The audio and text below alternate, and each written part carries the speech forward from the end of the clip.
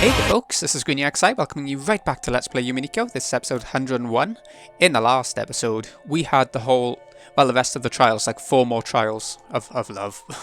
So I guess the first Twilight of the 6 sacrifices, the first 6 sacrifices, is coming up next.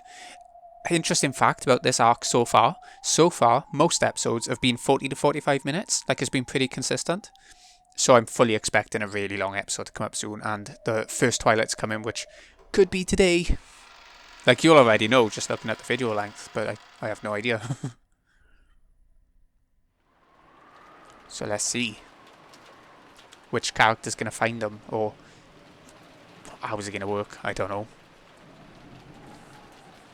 It's taken so long getting to this point, maybe the rest of the arc won't be too, will be really speedy getting through each one. Who knows? Erika was dozing off on her bed, so when a knock sounded on the door.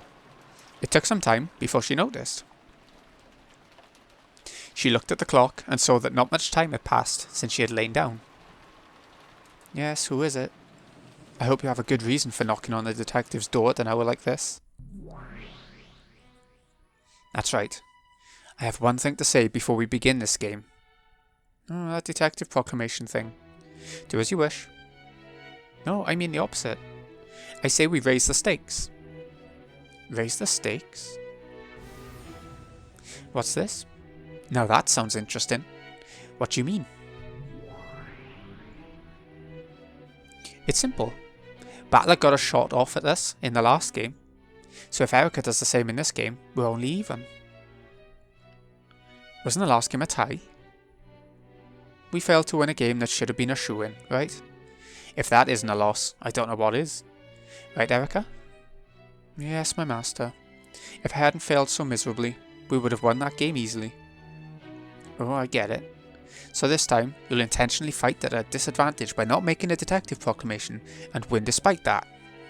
You're scheming to not only wipe out your loss from the previous game, but to totally flip the score upside down, right? You intend to participate in the game Battler-san poured his heart and soul into with a foolish handicap like this? That's not only presumptuous, it's quite rude. You got a point there. It sounds more like an excuse, just in case they lose. True, you could also look at it that way. If they win, it's a great victory, but if they lose, Erika's side has a nice little excuse. Isn't that a bit unsporting? Don't worry, this bet is balanced on both sides.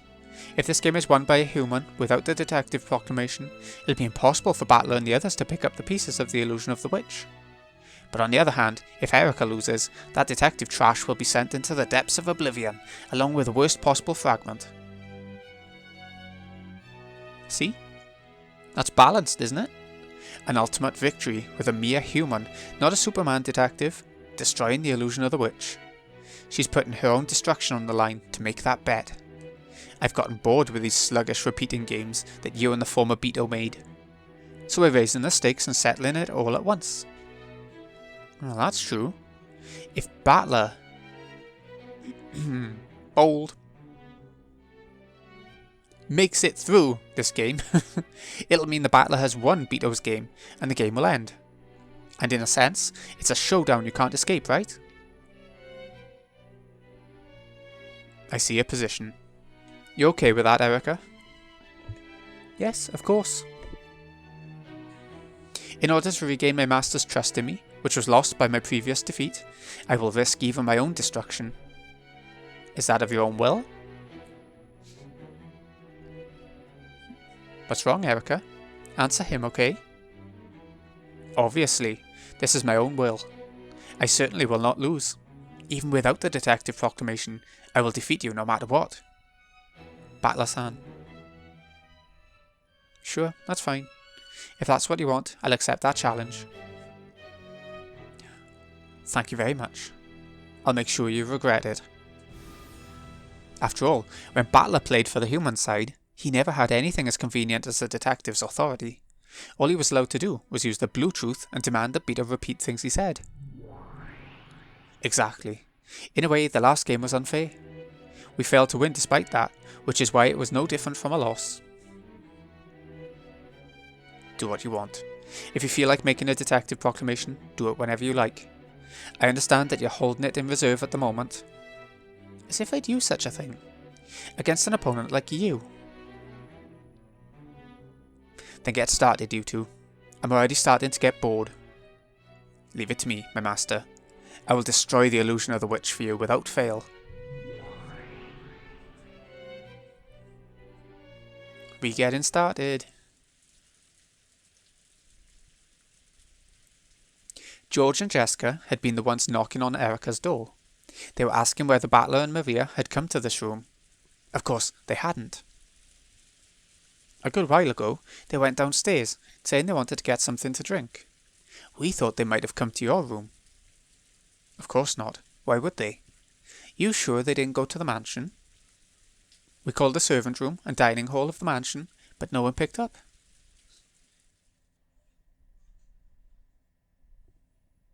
Please stay here, you two. I'm gonna go check the mansion. Hey, it's dangerous to go out this late. How could a stranger sneak into this sealed-off island? Stay in that cousin room of yours. I'll contact you if anything happens.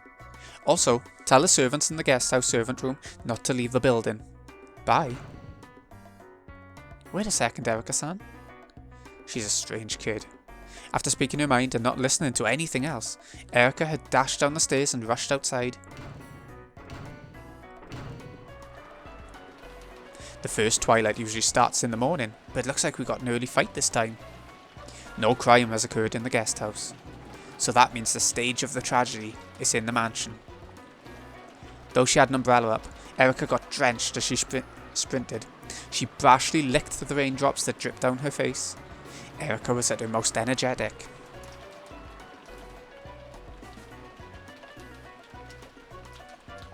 This reminds me of a song from Final Fantasy IX. I can't think what it's called. According to a memory from the previous game, the entrance hall to the mansion would be locked after the start of the family conference. However, the lock was undone this time. Had someone unlocked it, or had the lock not been set, or had it not been possible to set the lock? Well, no point thinking about it now. After all, that might just be a whim of the Game Masters. As soon as she entered the entrance hall, the door to the parlour opened violently. Out of it flew Goda's large body. Oh, good evening, Goda-san. Is something the matter? Police, ambulance. That expression really is wonderfully pathetic. Just perfect for the first one to discover the crime. Please calm down. How could the police or an ambulance get to an isolated island inside a typhoon? I'm sure the phones are out anyway, so please calm yourself. Yells from Kraus and Rudolph's group could be heard from the parlour. Their shaken appearance perfectly signified the coming of the first Twilight. Oh yeah, you can tell someone's died. Look how they're acting. Well then, give me the victims, the scene, and a reconstruction of the situation. Those who left to take a break didn't come back, so the adults went to the parlour. When they did, the door was sealed from the inside, and they couldn't open it. You'll see later, but the hat stand in the parlour had been used to bar the double doors from the inside. So you're trying to say that the door was blocked from the inside, and the windows were also locked from the inside? That's it. When they went around and looked into the parlour through the window, they saw Rosa lying on the sofa in an unnatural position, with blood pouring from her forehead. They then smashed the glass, entered the parlour, and discovered that Maria was also there, lying by the wall and covered in blood. Got it. Yes, that would make them yell. And the other crime scenes? The entrance wasn't locked when you came into the mansion, because they went out through it to check the parlour from the outside. It had been locked before they left through it, so there was a chance that the others who had gone missing were lying elsewhere within the mansion. And the adults now searching the entire building. So, do the places the victims died match that long, crazy delusion you showed earlier? They match. Rosa and Maria were in the parlour. Beyond that, Natsui was in her own room, and Kyrie was in Kraus's study. Eva was in the rose garden. No wait, she was moved to the VIP room, wasn't she? Yes. Eva's corpse was found in the VIP room. That makes 5 victims. That's one short for the first Twilight. Who's the 6th person? And where? Yeah, which one did Battler kill? Kraus-sama, the chain on this room is also set. Cut it. The culprit might be hiding in there. Goda, do it. Rudolph and Kraus had brought Winchesters from Kinzo's prized collection. They yelled at Goda, who was carrying the wire cutters to cut the chain. The victims had been found one after another at several locations inside the mansion. The men who had lost their wives searched through the mansion in a rage, looking for the culprit. This was a guest room. It had previously been a room where the relatives would stay, but it hadn't been used much since the construction of the guest house. This forgotten room had been sealed from the inside by the chain. Ah. As soon as the chain was cut, Rudolph pushed Goda aside and flew into the room. Is anyone there? Get out of here. There's someone on the bed. Let's get some light, Aniki. When Kraus pushed the switch on the wall, the guest room lit up, and the figure lying on the bed came into view.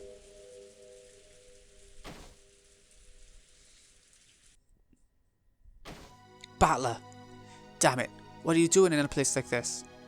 Rudolph's knees crumpled and he fell over Battler's corpse. So Battler, the game master, killed Battler, which shows that, he's sacrificing someone really in connection to him, so he's not killing off another family member, I guess, was his reasoning. No words could console him as he cried with a mad sorrow. Also, I think, isn't this the first time Battler's died in one of these? Like as a sacrifice? I don't know. In a single night, he had lost both his wife and his son. During this time, Kraus checked the window and the bathroom and searched the closet to find if anyone was hiding there, but found no one. Battler! Battler! Damn it! How sad. I can't believe it, but this room is also a closed room. What? Again? Yes. My study, where Kirie-san was, Natsui's room, the VIP room with Eva, the parlour with Rosa and her daughter, and now Battler-kun in this guest room. They're all closed rooms, aren't they? I don't understand. It couldn't be suicide, could it? That's impossible. How could this be a suicide? Ugh, Battler.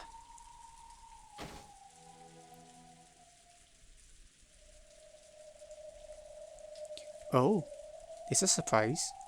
To think that you yourself would be the sixth person. It's more interesting to kill yourself off every now and then. And all the crime scenes are closed rooms. It's a murder that couldn't have been performed without magic. Isn't seeing through that the point of this game? In other words, it must be a murder that could have been performed without magic. After all, if it really could be done only with magic, this wouldn't be a game. That's an interesting thought. Yes, that's the sort of game we've been playing. This game is fair. The goal is to explain without magic the strange crimes that are claimed to be caused with magic. If that couldn't be done, it wouldn't be a game.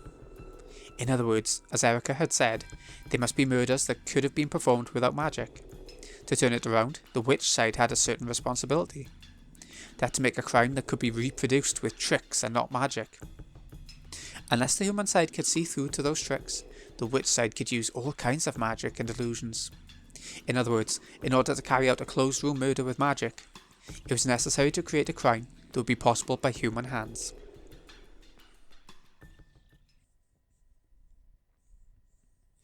Now I understand. I see why, when I ordered the Seven Sisters to kill my classmates back at St. Lucia's, they couldn't do what I told them. And I understand the meaning of Mammon's words. Magic can only do what you can accomplish by your own hands. Is that it? At that time, if I had possessed the determination to kill my classmates... No, that's not it. At that time, if I had been capable of killing my classmates, capable of pulling it off, then the Seven Sisters of Purgatory would probably have pulled it off for me.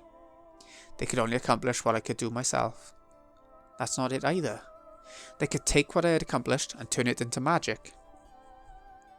However, because there had been a great number of witnesses in that classroom, it would probably have been impossible.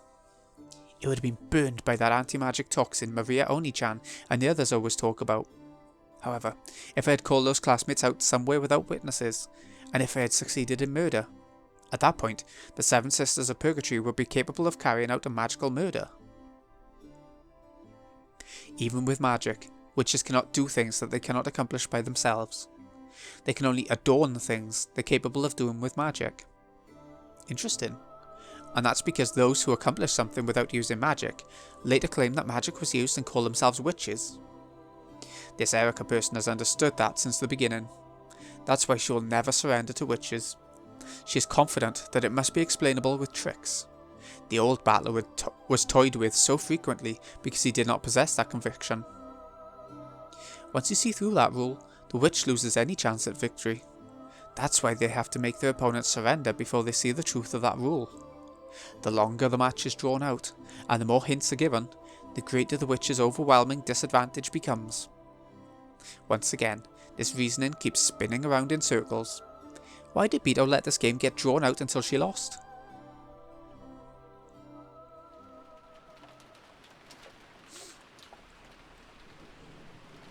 Many victims had been found, and the mansion was still wrapped in chaos.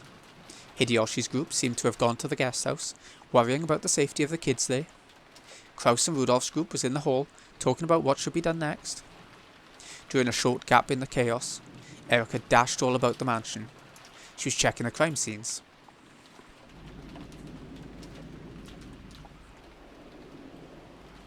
Normally, with the detective's authority, Erika had the right to openly investigate the crime scenes to her heart's content.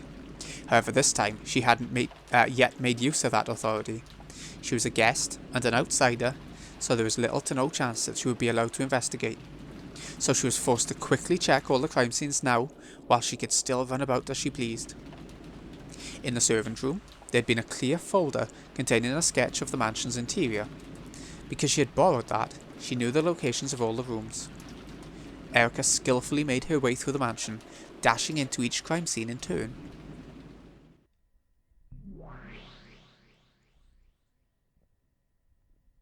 Lady Erika, I believe you know, but allow me to warn you just in case. Yes, what is it? It's true that you have an incredible photographic memory, Lady Erika. That combined with the detective proclamation is what made it possible for you to avoid being deceived by anything. I get it. Since no detective proclamation has been made about me, even my photographic memory doesn't count as foolproof evidence. Of course, I understand that. Still, that doesn't mean I can afford to miss viewing the crime scenes directly. After all, in the last game, my pride in that regard led me to a truly miserable failure. For example, by this argument, no matter how well you examine a person's corpse, you cannot even guarantee that they were not faking their death with absolute certainty. Most probably, features of this situation must be individually confirmed by telling Battler to repeat them in red. And I'll need to use the blue truth liberally in order to make him. I understand. Let's start with the basics. The lack of the detective's authority is no handicap. It simply means that I'm fighting under the same conditions Battler once was. Yes. This fight is retracing the old days when Battler and Beto fought so fiercely. I have nothing as convenient as the detective's authority. I just have to truly fight the same way the old Battler fought. Thinking of it this way, it may be true that I was given quite a favourable, unfair position last game, just as my master has said. It may be difficult without the detective's authority, which is also my pride and honour as a detective. But I won't let that be a handicap. I know what magic is, and I'm fully aware of how to fight with the red and blue truths. I know the way to fight in this game many times better than the old Battler did. I quickly visited the VIP room, Kraus's study, and Natsui's room on the second floor, as well as the parlour and the guest room on the first floor. This time checking with my own eyes, as I had failed to do in the last game. First off, all the scenes were made to look like closed rooms. Probably of special note was the fact that the master keys could have had nothing to do with the trick. The closed rooms were all made without relying on any elements that could be locked or unlocked from the outside by a master key or something else. The windows were locked from the inside and the doors were all locked and chained. A master key could get around all the locks on the doors, but not the window locks or the chain locks. I haven't yet had Battler confirm that it's impossible to manipulate these from the outside, but I'm sure he'll be able to say it in red. It'd be stupid otherwise. I understand. Right now, I am a mere human. I can't even properly confirm the death of the corpses. Last time, I neglected to check the corpses and let a massive bit of magic get by me. I won't fail like that again. If I did, I wouldn't be able to face the master I'm so indebted to.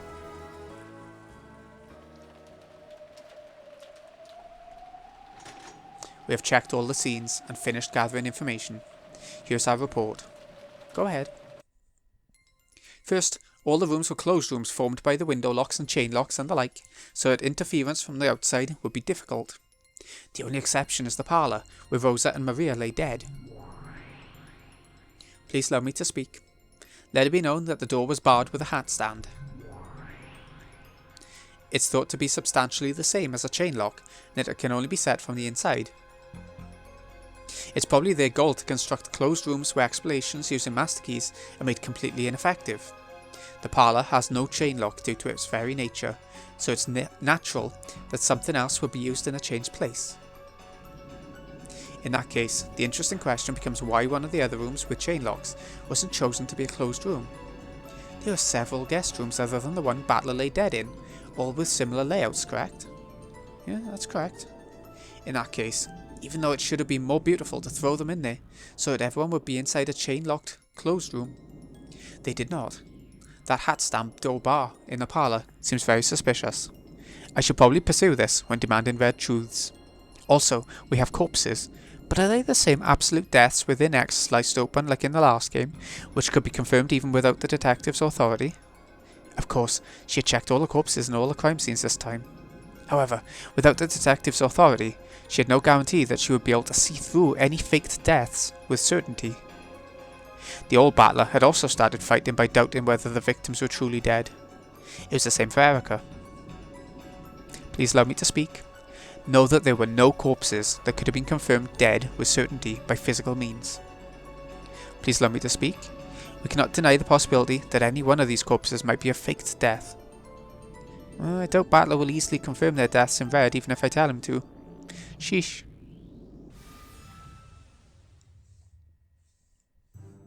I liked Bedo's chain of 6 closed rooms better.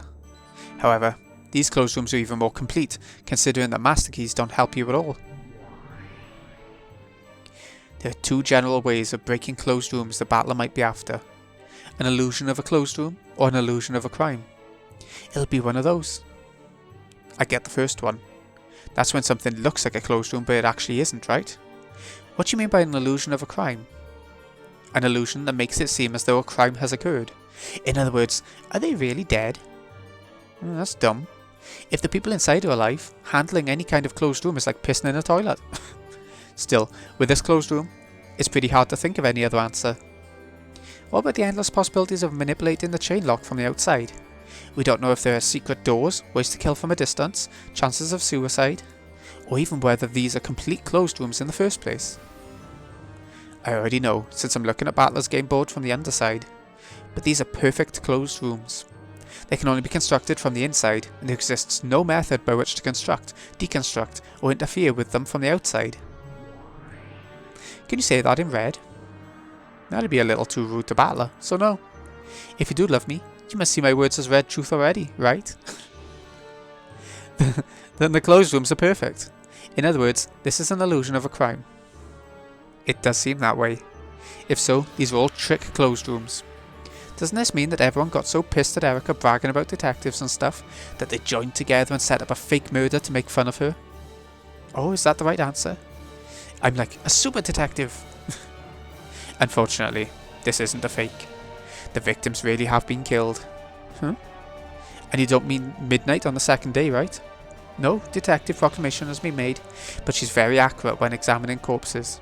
She's good enough that I could give her examinations the red truth.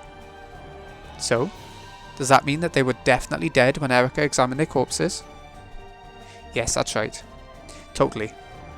But you won't say it in red for her, right? And that poor Erika must want it so bad. She isn't even the detective this time around. I won't give her any red. Still, that makes it incredible. This time, Battler's really made a perfect closed room. Oh yes, I believe you're right. Will Erika be okay? It looks like an ordinary closed room murder at a glance. But this one's pretty nasty. Won't this load be a bit too heavy for Erika without her detective's authority? She's a self-proclaimed detective. I'm sure she'll pull through. If Battler and Beto are defeated by a mere human who isn't even a detective, they'd fall apart in the most exquisite way, don't you think? And even if Erika loses, you get to play by throwing her into the worst fragment and knocking her into the depths of oblivion. Exactly. No matter how it turns out, it won't be boring. You really are heartless, aren't you? Well, wringing out this black cat like a towel and licking up every last drop is bliss to me. Beto's game board did entertain me for quite some time, but we've already wrung everything we can from it. It'll be over with this game, so in the end, we really must let Battler and Erika bet everything in one final face-off. And I wanted to play with you forever in this game. What a shame. Come now, I've spent plenty of time with you already. Go find me another interesting game. If you do, I'll play with you again. Yes, you really don't let me get bored. That's okay, Burncastle. Seeing your face twist with anguish is the one forbidden honey I found for myself. Lambda Delta had guaranteed that it was a perfect closed room. Burncastle had guaranteed that it was a perfect murder. A perfect closed room and murder. The witches hate a killjoy, so they haven't said anything with the red truth yet. Pursuing that was the role for Battler and Erika. Oh, I'm gonna have to have a drink. Okay. Looks like you've trampled all over the crime scenes by now. Satisfied? Is your inspection complete? Yes, I'm satisfied. So about our war of red and blue, should we start right away? Or do it all at the end? I don't like putting things off. I think the same goes for you. Let's get started with the closed rooms of the first Twilight. First, I'd like to check. Do you intend to respond if I ask you to repeat something in red? Depending on what you say, yes. I have no obligation to respond to everything, and I won't reveal my reasons when I refuse. Good. Then let's start simple and confirm the definition of a closed room. Dlana, please read it aloud. Understood. We demand that the following be repeated. Dlana spread out one of those scrolls that some official would always spread out when announcing the king in western fairy tales, and read it aloud. First, the rooms with the 6 people in them are all closed rooms. Acknowledged. Of course, that's only until Goda and the others severed the chains and destroyed the closed rooms. At a nod from Dlana, Cornelia, who stood behind her, started taking notes. Second, the definition of a closed room implies that it's impossible to construct from the outside. Acknowledged. In other words, no trickery done from the outside can construct a closed room. It's not permitted for a chain lock to be reset from the outside by a cleverly used wire, for example, like what Battler tried to use when escaping in the outside sort of world. I didn't need you to tell me that. Dlana, please continue. Third, the definition of a closed room implies that all forms of interference that pass between the inside and outside of the room are prevented. Acknowledged. However, I won't deny the kinds of interference that you'd expect from a normal room, such as knocks, voices, and the extension telephone line. Fourth, at the time of the deconstruction of the closed rooms, none existed within the rooms except the victims, Netsui, Eva, Kyrie, Rosa, Maria, Battler. Acknowledged. In this way, they could confirm whether or not the culprit had been hiding inside a closed room. If the culprit had slipped out of the room after the discoverers had noticed the murders and then walked away, it would have been possible to construct an illusion of a closed room. Because Battler had acknowledged his statement with the red truth, the possibility that the culprit and the victim had both been inside the closed room at the time of the crime, and that the culprit had hidden under the bed and snuck out after the discovery of the crime, had been denied. Fifth, no murder was committed after the deconstruction of the closed rooms. I refuse.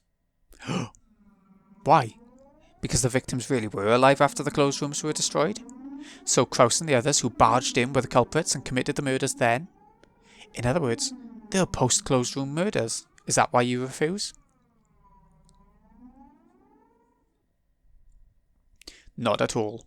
The murders will continue to occur, so we cannot say in red that no murders will happen after this. Sheesh, what twisted logic. You probably see what we're getting at. Kraus's group cut the chain and destroyed the closed rooms, then killed the people inside. I just want you to counter this. Lady Erika, it's insufficient to refer to Kraus's group an unspecified number of people. You should first determine which humans entered the room after the closed room was deconstructed. Allow me to speak. Excepting the victims, those who entered the closed rooms were Kraus, Rudolph, Hideyoshi and Goda. Allow me to speak. This is based on spoken testimony. Know that there is no proof that others did not enter. I know that already. Let's have you repeat that. After the deconstruction of the closed rooms, then excluding me, only Kraus, Rudolph, Hideyoshi and Goda entered the rooms. Sure. Acknowledged. However, this only applies to the current point in time. It's possible that some later development in the game will cause more people to enter. Repeat it. Kraus, Rudolph, Hideyoshi and Goda are not culprits. Battler put his finger on his chin, deep in thought. This word culprit was fairly broad, and it might serve to greatly restrict the darkness of the witch. Why not answer? If we refuse, the blue truth, naming Kraus and the others as the culprits, will remain. Sure. I'll acknowledge it, but I'll make the language more strict. Kraus, Rudolph, Hideyoshi and Goda were not involved in the murders of Natsui, Eva, Kyrie, Rosa, Maria and Battler. And that means it was also impossible for any of the other humans who didn't even enter the closed room to have been involved with murder, doesn't it? Who knows? Think about it yourself. If you think you can build up some blue truth for how a closed room murder can be committed without entering the room, then I'll respond with a red truth. However, I only need to destroy one of the blue truths you'll be presented from here on out. In other words, even if you do manage to use the blue truth and explain this away with some long distance closed room murder trick X, I don't necessarily have to counter that with the red truth. These are the rules of the Witch's game, and she had confirmed these details with Beto in the 4th game. The Witch side lays out riddle after riddle that it claims are impossible to carry out except by magic. The human side must use the blue truth to argue that they are explainable with tricks. And if they fail to make a counter-argument with the blue truth for even one of the riddles, that riddle will be considered to have been done by magic, and it will be impossible to deny the existence of a witch. In other words, the Witch side only needs to protect any one of its riddles. However, the human side has to fully explain all riddles with the blue truth. And even if the human side manages to explain all the riddles with the blue truth, if any one of those is successfully countered by the red truth, the witch will win. That was why, like the strategy the old Beto had adopted at the end, it was sufficient for the witch side to put off their red text counter-arguments until the very last moment, then make a single strike at their opponent's most fragile spot. In any event, you've refused to repeat that last one, right? Don't get the wrong idea. I don't give out red for free. From the witch side's perspective, repeating statements made by the human side is just a supplement to make sure that they haven't misunderstood the question. Therefore, they had no obligation to respond to extremely broad demands. Not bad. Looks like you can handle being a player on the witch side pretty well too. Your experience is no match for mine. Dlana. Let us continue. Next, the victims did not die by any method other than homicide. Acknowledged. Of course, there were no suicides or accidental deaths. 7th, the victims. That's enough, Dlana. You sure? There's still items. Yes, that will do fine. I've confirmed the status of the crime scene. From here on, it's time for me to argue back with the blue truth. Sure, fine. Let me hear your masterful theories.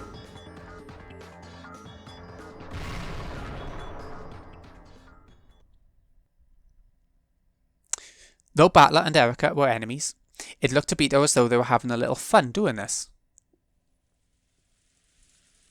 She was probably slightly jealous of Erika. I was just thinking she's probably jealous. Beto thought back on the book she had read in Featherin's library, in which the old her and Battler had fought. That must have been fun as well.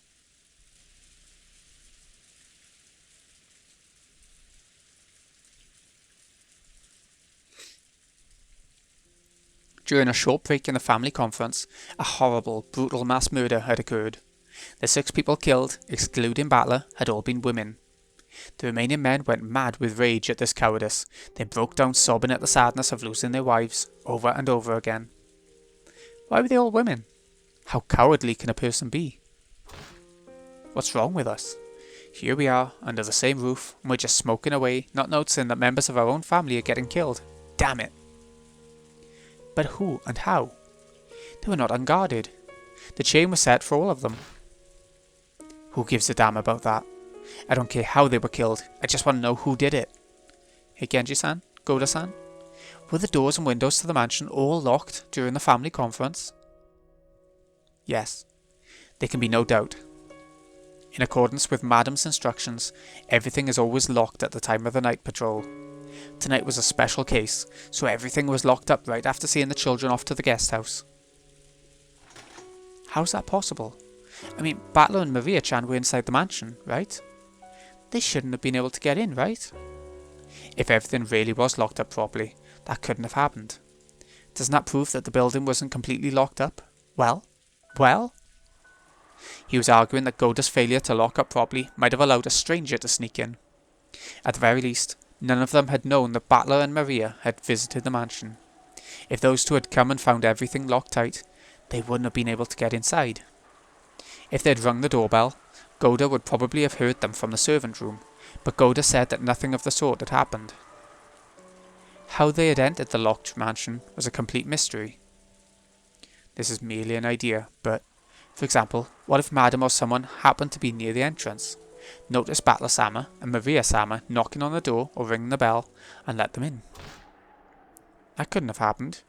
You were in the servant room then, right, Goda-san? Isn't there a chime in the servant room that goes off when the front door opens? There's no way you would have missed anyone. Well, at that time, Goda was serving drinks as you requested, so he was not in the servant room. Why was there only one servant in the mansion on such an important day? Why was someone as important as Genji-san on duty in the guest house? Does that make any sense? Why was the servant room left empty? My wife formed those shifts. She probably hoped that Goda would be kind enough to serve some fashionable drinks throughout the family conference as well. But Kraus-ni-san, this is the family conference, right? The most important day of the year, right? Why was Goda-san left as the only person on shift in the mansion? If there had been just one more person, everything would be different, wouldn't it? Right? With a half-crying, half-enraged, jumbled-up expression, Hideyoshi yelled at Goda. Of course, the culprit who killed everyone was the most to blame, and the most despicable. However, even if he understood that, he needed to let off some of his emotions by hating someone he could see.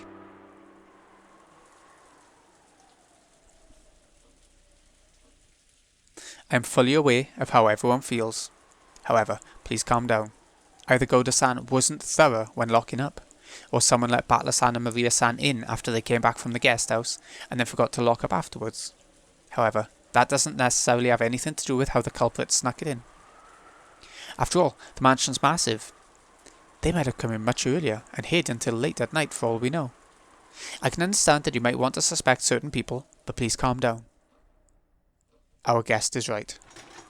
The culprit is the one we should hate, not the servant who just happened to be on duty.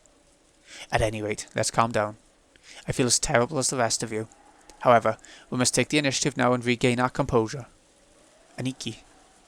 Everyone feels just as sad and devastated, and none of us will ever forgive the one who did this. For that reason, we must regain our composure. He's right. I still have George. Kraus-ni-san still has Jessica-chan. And Rudolph-kun, you still have Angie-chan waiting for you to return, right? It's still too soon to start pointing fingers. The culprit is still on this island, and we can't be sure that this tragic crime is over. We need to stay calm and prevent any further tragedies. Erika's words softly consoled them, and gently admonished them. If a servant had said the same thing, Rudolph would probably have jumped on him. However, since it had come from the lips of the guest, a neutral party, it seemed to reach their ears.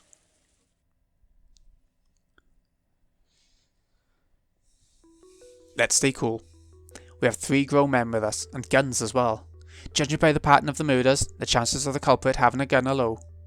In other words, as long as we keep our heads, the culprit no longer has any way to touch us. She's right. We can't let the culprit do as they please any longer on our island. Let's find the culprit. We're in the middle of a typhoon. They can't escape from the island, and there's only so many places they can take shelter from the rain in. This island is larger than you'd think. Unfortunately, it would be difficult to search this island with this many people. After all, if you found the culprit, you might shoot them to death on the spot, as you all know. If the frightened culprit has run into that deep forest, you won't find them easily. Right. We should just wait for the typhoon to pass, have the boat call the police for us, and let them thoroughly search the island. The police are incredible. They'll bring hundreds of people and pick through it with a fine tooth comb. That forest might be deep, but they'll definitely smoke the culprit out. The most important thing now is to make sure no more of our beloved family members are taken from us. Rudolph, if something happens to you, what will happen to Angie-chan back home? Kyrie, Battler. Damn it. I never had a chance to tell you the truth. Kraus-san, I'm sure that everyone in the cousin room is extremely agitated right now. If you show them that you've regained your composure, I'm sure that will help them relax a lot. Would you mind heading up there? Good point. We have to talk with everyone about what we're going to do next. Please go up with him, Genji-san and Goda-san. I'm sure that Shannon-san, Kanon-san and Kumasawa-san are all very agitated. Yes. Yes, I'm sure everyone's quite agitated. You certain? Is there anything else we can help with? That's why I want you to go with Kraus-san. I want you there to help him if something happens. I'd like for the rest of us to check and see that everything's locked up here. We'll head up soon, so please go on ahead. Understood. If you need anything, please call us. Genji bowed and Kraus nodded. Kraus also nodded to Erika, then headed up to the second floor with Genji and Goda. Erika, the guest, is really controlling the family and the servants a lot, doesn't she? In times of confusion, when only men are around, it's easy for a composed member of the opposite sex to take the initiative. Even without the detective's authority, she was able to control them quite naturally. Yeah. Erika had wanted to get rid of the servants for the time being. Okay. In that case, let's get to checking the locks. Our problem's going to be the big window in the lounge. It looks like it doesn't even have shutters. If they smash this, we won't be able to stop them from coming in. Don't worry, the sound of the glass smashing will be more than enough warning. We'll turn them to Swiss cheese. Quiet, please. I didn't have you stay down here to check the doors and windows. Please listen calmly to what I'm about to say. When Erika lowered her voice, Rudolph and Hideyoshi realized that she wanted to talk about something secret, so they brought their ears closer as soon as they regained their composure. Listen up. This crime happened during a short break in the family conference. In that tiny span of time, 6 people were killed without anyone noticing. I can't imagine a crime improvised on the spot going so smoothly. This crime was committed by someone who knew the layout of this mansion well, inside and out. Well, if they didn't know the inside well, but... A short while ago, they had attacked Goda, suspecting the servants of making a blunder. However, they'd only thought that he'd forgotten to lock up, and were attacking him for letting the mysterious culprit sneak in. They hadn't considered that one of the servants they knew so well might have taken those lives with their own hands. No, they hadn't wanted to think that. People can't easily suspect someone they know well of being a culprit. At the time of the crime, the mansion was locked from the inside, and only those involved with the family conference existed there. So Aniki killed Kirie and the others? Or am I supposed to suspect Hideyoshi Nisan? It's impossible, unthinkable. I never even considered suspecting Kraus Nisan or Rudolph-kun. All the siblings had excellent relationships with their spouses. True, the Ashuramaya family may be strict with discipline and money, but that doesn't mean we treasure our own families less than anyone else. Yes, of course I believe that. I wouldn't dream that any of you would kill your own wives. Erika had already received red truth proof that from Battler that they were not the murderers, so there was no need to argue that point. Kraus, Rudolph, Hideyoshi and Goda. None of those 4 was the killer. And yet, Erika said this. However, what about Goda-san? He was in the waiting room the whole time during the family conference, in a position from which he could do anything without anyone knowing. Isn't it a little early to suspect Goda-san? Goda-san came to bring us drinks in the dining hall during the break. He was with us for quite some time. He couldn't have had time to kill 6 people. However, he might have been able to let the actual killer into the mansion. Precisely. Goda-san probably didn't kill them himself. However, it's very possible that he secretly welcomed the actual murderer into the mansion. Rudolph and Hideyoshi, stunned, looked at each other. They were family. Even a wife of the siblings would be considered family. Though the siblings hated each other, it was impossible that they'd hate each other's wives enough to kill them. Eva and Rosa were 2 of the siblings, but none of the others could have had any reason to kill Natsui, Kirie, Battler, or the young Maria. But to a servant like Goda, perhaps they were all little more than complete strangers. I suspect the servants on 2 points. First, the victims are familiar with them, and there were no signs of a fight in any of the crime scenes. I think you know well that there were no disturbance at any of those places. I was thinking that too. Figured Kirie was used enough to fights that she wouldn't get killed that easily, without resisting. That woman wouldn't hesitate to bite your finger off. It does make more sense if the culprit was someone she knew, who suddenly attacked when her guard was down. Come to think of it, the same goes for my Eva. She knows a dozen kinds of martial arts. She spends every day practically wishing for some ruffian to attack her. She wouldn't have been killed off so easily. Then what about Rosa-san in the parlour? Do you think she'd be easily killed by a stranger without resisting while she had her only daughter with her? And this tells us something else that's important. Something important? The culprit isn't just one person, right? You're right. Both Rosa-san and Maria-chan were in the parlour. If they hadn't both been killed at the same time, there would have been an uproar. Since the culprit was about to do that, there can't be just one of them. When it comes to Maria-chan, Rosa was like a quick-to-anger mama bear. She wouldn't cower in fear, even if someone pointed a gun at her.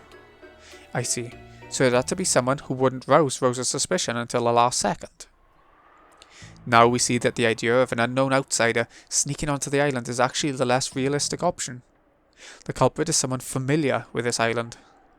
And there's more than one. The culprit is someone familiar, and there's more than one. Erika's reasoning pointed clearly at the ones they should suspect and guard themselves against. So, you suspect the servants? Yes. Under the current circumstances, they're the most suspicious. The second reason to suspect them is the closed rooms with the chain locks. Why do the chain locks make them suspicious? What if there was no chain lock on the closed rooms? Then they wouldn't be closed rooms. With a single master key, anyone could make them. I see. The servants had to seal them with a chain so that they wouldn't be suspected. Exactly. By setting the chain, they don't have to worry about being suspected. To turn it around, if the chains weren't set, they wouldn't be able to avoid suspicion, since they hold the master keys. So the only ones with something to gain from setting the chains are the servants. I'm not trying to protect them or anything, but if so, how do they actually set the chains? Is it possible to set them from the outside? Considering how they're built, I don't think it'd be impossible. Have you heard this story? Apparently some mailmen who deliver to apartment mailboxes are known to carry loops of wire with them. Yeah, I've heard of that. Apartment mailboxes often have similar adjoining boxes around them for the nearby room numbers. I hear they'd sometimes accidentally deliver letters to the next room over if they weren't careful. These mailboxes are always locked. If you put the mail into the wrong one, you'd have no way of getting it out. Oh my god. In that situation, they're supposed to tell the owner of that mailbox about their mistake. Have that person unlock the mailbox for them and retrieve the improperly delivered mail. However, the resident of that apartment would often be out, and going through that process would be a real pain.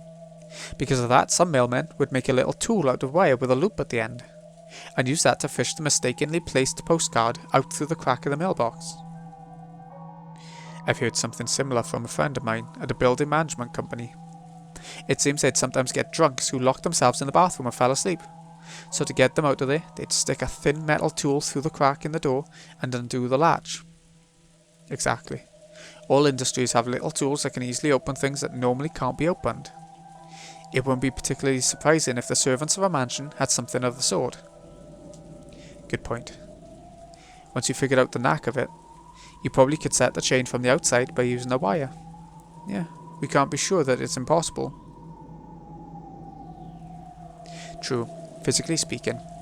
One couldn't say for sure that there existed absolutely no way to set and unset chain locks from the outside. Chain locks allow for the door to be opened a crack. If you stuck something through that crack, you should be able to manage it easily. It was very natural for them to think that. However, Erika knew better. Though it might be possible in reality, the Red Truth had already declared that these closed rooms could not have been constructed from the outside. In other words, it was impossible to manipulate the chain lock from the outside. And yet, Erika was guiding their thoughts with the illusion that only the servants could have constructed the closed rooms. With an air of solemnly revealing some crucial point, she steadily steered the situation in the direction she wanted. But why? Every part of her serious face for the last few minutes had been an act. No, to put it in her words, it was a detective technique for tricking suspects. So she suspects these two. I plan to tell Kraus-san what I've told you. I'm not saying that all the servants are culprits. However, it's very likely that one of them is a culprit who has been assisting the culprit. We should split them apart and have people with guns keep an eye on them. Rudolph and Hideyoshi looked at each other again. What she was saying made sense, and it sounded as though she was calmly smoking out the most suspicious people at this point in time. With her accomplished conversation techniques, Erika was cleverly grasping the initiative. Even without the detective's authority, it's possible to control human nature to this degree. What do you think, everyone? Oh, okay. There we have it. So we're stopping 50 minutes. Yeah, roughly the same as every other episode. It's funny how this arc is doing that, isn't it? It's very consistent with the times. But yeah, this is interesting. She, the detective, is manipulating the suspects to try and get them to admit stuff, maybe? I'm not sure yet. We'll find out, I suppose. So, this has been Greeny XI. Hope you've enjoyed. Thank you so much for watching. I'll see you again in a bit when I guess Erika's going to carry on trying to figure it out, or we get on with the second Twilight. Don't know, but we'll see in a bit. Thanks again for watching, folks. See you in a bit.